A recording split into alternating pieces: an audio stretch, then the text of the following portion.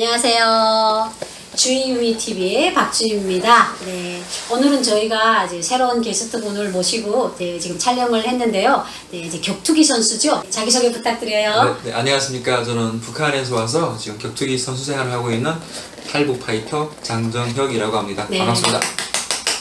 사실은 내가 이제 정혁이를 한 5년 전인가 내가 5년인가 그때 그렇죠. 제가 그 동상이몽이라는 되게 프로그램이 유재석 씨가 네, 진행을 할 때 그때 이제 탈북 소년이라고 나왔는데 나는 무슨 운동을 막 하고 싶은데 이게 집에 이제 또 어떻게 보면 그 재정적인 맞아요. 엄마는 하지 말라. 네. 그래서 그걸 나와서 봤는데 엄마가 감옥살이를 해서 많이 네. 아프다. 그래서 나는 되게 조금 마음이 걸렸거든. 그거 보고. 난 근데 그때 봤던 그 꼬마 아이가 난 이렇게 큰 줄은 몰랐어.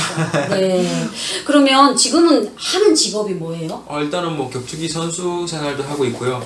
그때 그 아까 말씀하셨던 것처럼 동상이몽 때가 제가 운동을 딱 접어들 입문했을 때였어요. 입문되어가지고 그때는 시작해서 몇 달 안 됐을 때였는데 또 워낙 또 위험한 운동이니까 엄마는 하지 말라. 저는 또 저희 꿈이니까. 근데 지금 또 그런 힘든 과정을 이겨내가지고 그때는 또 아예 일반인 신분이었지만 지금 또 프로파이터까지. 그러니까 지금 무슨 구단 같은데 이름을 걸고 있는. 저희 그 단체가 단체 로드 FC라고. 유명한 거 아니에요? 그게? 국내에서 제일 유명한 단체인데 거기 선수로 지금 등록돼 있습니다. 정혁이는 우리나라에 몇 살이 왔어? 저는 16살쯤에 한 것 같아요. 16? 17쯤에 왔어요. 그러면? 제가 북한에서 나온 지는 한 10년 넘었고요.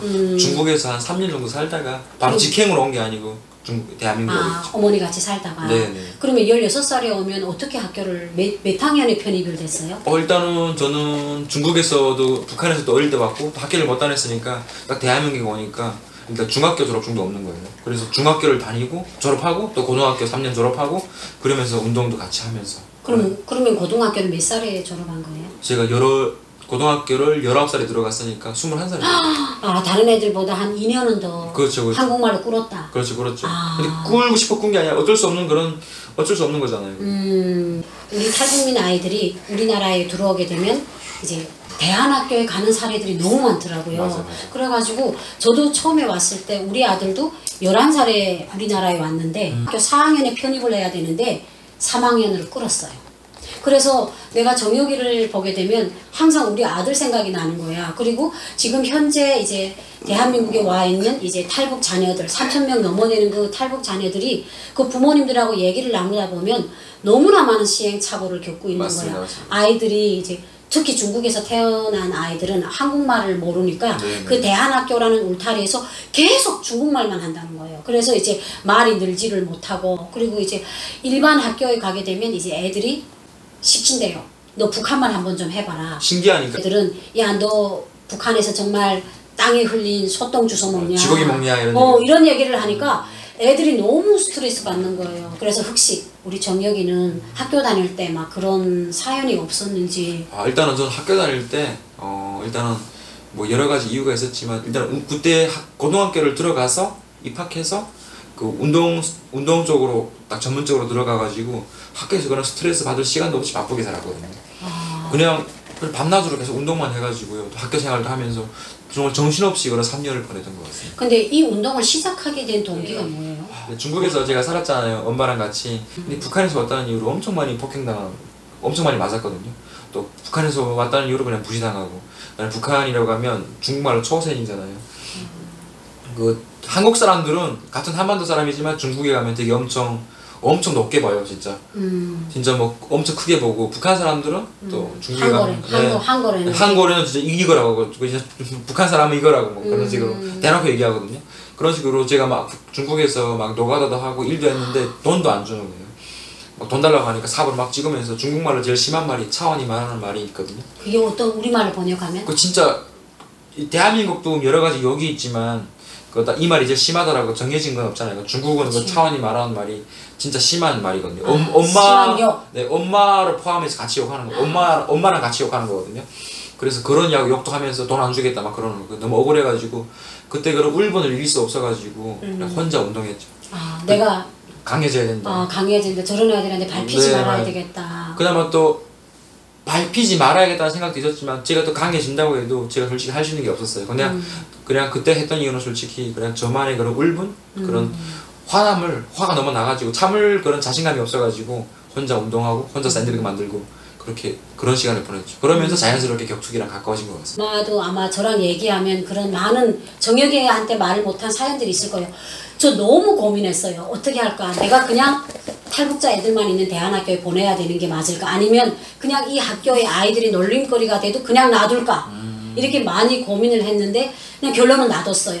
그랬더니 어느 순간인가 정혁이처럼 조금 운동을 하니까 운동을 하면서 아이가 자신감을 찾아가더라고요. 맞아. 근데 다 이제 정혁이나 우리 아들처럼 운동만 하는 아이들이 아니잖아요. 그렇죠. 그러니까 지금도 저희도 제가 이제 탈북민 자녀들 이제 인터뷰도 좀 많이 다녀보고 탈북민 가족들을 많이 다녀보면 부모들이 금방 온 부모들이 제일 걱정거리가 그거예요.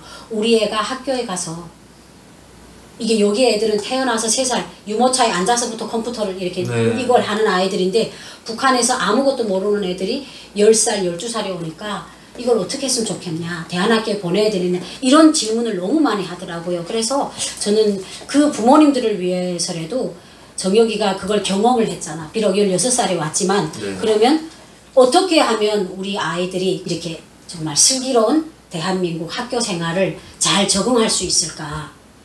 네, 그런 노하우 같은 게 없을까. 노하우는 일단은 저희 소속사도 그렇고 운동하면서도 격투기 선수가 없거든요. 탈북민 중에. 그렇지, 없지. 저는 그냥 대한민국 친구들, 대한민국 선배들 속에 확 그냥 뛰어 들어간 거예요. 그렇지. 북한 사람 신분에서 어찌보면 뭐 차별 아닌 차별도 있었고 이상한 선입견도 있었지만 그걸 제가 이겨낸 노하우는 뭐 그거나 일단은 뭐 회사 생활이잖아요. 회사 생활이나 뭐 학교 생활이랑 비슷하니까. 그렇지, 그렇지. 네, 일단 그런 노하우를 말씀드리자면 운동하면서 그런 차별을 뭐 차별 안 받겠다고 노력하면 더 힘들더라고요. 제가 느낀 건 그냥 받아들여야 돼요.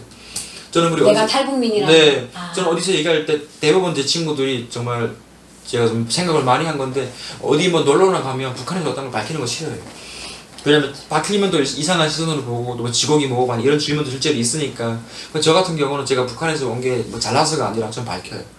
그 사람들이 밝히고 제가 밝히면 뭐 차별하는 사람은 차별하고 또 무슨 뭐 좋은 얘기 해주는 사람 해주잖아요. 그래 그걸 제가 받아들일 준비가 되면 좀 덜 힘들더라고요. 굳이 숨기려고 하지 말라. 어차피 숨긴다고 해도 뼛속에 북한 사람 그런 피가 흐르는데 어떻게 숨깁니까? 그냥 받아들이고 북한에서 왔다가 얘기하면 또 마음도 편해지고 또 한 번 거짓말하면 계속 거짓말도 되니까. 그래 저 같은 경우는 북한에서 안 물어봐도 고향 어디냐 북한에서 왔다고 그렇게 얘기하고 다녔어요. 그럼 이 주변에서 이렇게 사람들이 반응이 그래도 긍정적으로 반반이에요. 솔직히 반반이에요. 근데 그걸 본인이 받아들여야 돼요. 어차피 받아들여야지. 그걸 받아들이지 못하면 항상 스트레스 받고 항상 신분을 숨겨야 된다. 솔직히 북한에서 온 게 죄가 아니지 않습니까? 그렇지. 근데 애들이 대부분 또 밝히지 않은 이유도 또 충분히 공감이 가는 게 또 이상한 시선으로 보니까 실제로 저도 그걸 느꼈고 또 선수 생활하면서 선배들이랑 또 이런 인간관계에서 많이 느꼈거든요. 북한에서 왔으면 이상한 시선으로 보거든요. 근데 그걸 좀 받아들일 수 있는 그런 멘탈을 좀 키울 필요가 있다고 생각해요. 그럼 좀 더 편해지더라고요. 그냥 내가 모든 걸 받아들이고 내려놓는 게 맞아요. 좋을 거. 그냥 나는 뭐 탈북민이다 어째요? 왜? 그런데 왜? 맞아요, 그거예요. 예, 그렇게 되고 맞아요. 대신 뭐 그렇다 해서 뭐 주변에서 아이들이 또 특히 잘 놀리잖아요. 그래서 저도 제일 많이 걱정했던 게 이제 아이들이 막 옥상에서 떨어져서 자살을 하고 왕따하고 이런 일들이 날 때마다 아들을 쳐다보게 되더라고요. 전 아들한테 그렇게 말해줘요.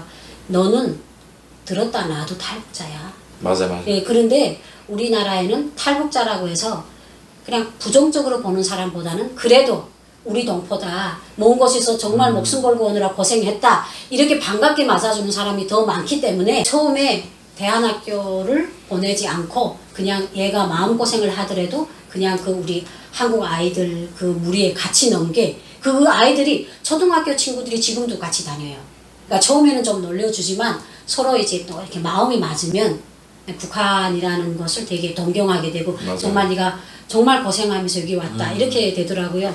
그래서 저는 이 영상을 만약에 우리 탈북민 금방 오신 그 탈북민 부모들이 보시면 정혁이나 저희 아들 경우를 봐서라도 동요하지 마시고 그냥 조금 상처를 좀 받더라도 그 상처가 또 그 상처를 준 아이들로 인해서 그 상처가 씻어낼 때가 있더라고요. 그래서 좀 더 슬기롭게 적응을 하셨으면 좋겠습니다. 네, 오늘은 정혁이랑 그냥 소개도 하고 그냥 우리 탈북민 아이들이 대한민국에서 어떻게 하면 잘 적응을 할까 그런 이야기를 나눠봤는데요. 뭐 이제 다음에 또 기회가 된다면 이번에는 조금 총각이니까 이렇게 조금 더 강활한 이야기로 여러분을 찾아뵙겠습니다. 네, 오늘은 여기까지고요.